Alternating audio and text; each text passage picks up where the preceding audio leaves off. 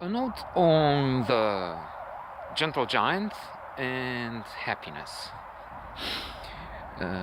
We are lucky and happy to have Exhibit A, the gentle giant, Razvan Savu, an example of how happiness can work in practice, in real life. Of course, we're all familiar with models like Superman, Dalai Lama, Gandhi, but then Gandhi is gone, and you don't have the chance to meet the Dalai Lama ordinarily, even if it would be interesting. He has so many good sayings, one of which also jokes I remember now. And when entering a supermarket, he says, "Wow, so many things I don't need." And that's a good thing to remember. Of course, we know this from Stoics and others. Returning to Razvan, he's not perfect. That's not what I'm trying to say here, but comes close. In what you can find in real life, and we have to check with him, but I think you're invited to shake hands with him and meet him. He is an extraordinary case because he is. I was making a list.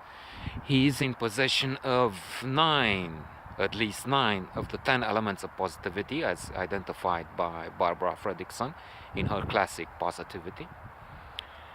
And that would be interest. He's interested and interesting. He is amused and amusing, joyful and can bring joy. He's hopeful. He is proud to some extent. Here I hesitate, but there is pride, and for good reason, in what he's doing in his family. He has two wonderful boys and a girl, and he's also serene. In fact, we need to show a picture of him or a video which will make the case. Loving and loved, and love is the nec plus ultra, the summum of all this. That love sits on somehow on top of the others.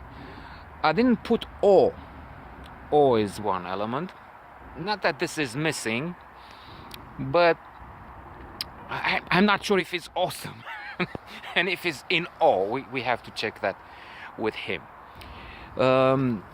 And he is creative, he's relaxed. Well, mind you, speaking again of perfection and of trying to be a 20 on a scale from 1 to 20, that's wrong, that's pathological. Studies have shown that ordinary people can go as high as 18 on a scale of happiness from 1 to 20, but those who put down 20, well, there is something wrong there, because you can't be a full 20, you can't be always. That's Panglossian, that's already too much, that's a distorted reality. Speaking of which, we're not talking of Steve Jobs with his famous reality distortion field, but Razvan has convinced me, starting with 2 years ago, to get involved into some really bizarre things, like making videos. So there you have it. He has some effect upon reality and the others. That is a strong effect. His relaxation, though, can go. I'm sorry, it's made in the cold, and I decided to put this on the outside for some reason, and then I'm freezing.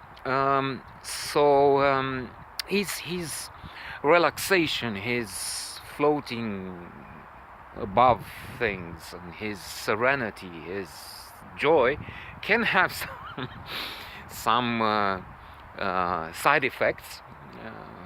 Sometimes he might not show up when you expect him, but then it's in the nature of things. I guess you can't be you can't reach nirvana without lacking some interest in banal details such as what the hour is, or maybe even the day. And of course, I'm joking, but trying to wrap this up and introduce here elements which should be used in the science of happiness sessions. I think that meeting Razvan, and if not in person, at least in some of this online space, alternative reality, is definitely good for happiness level. It can increase one's happiness level.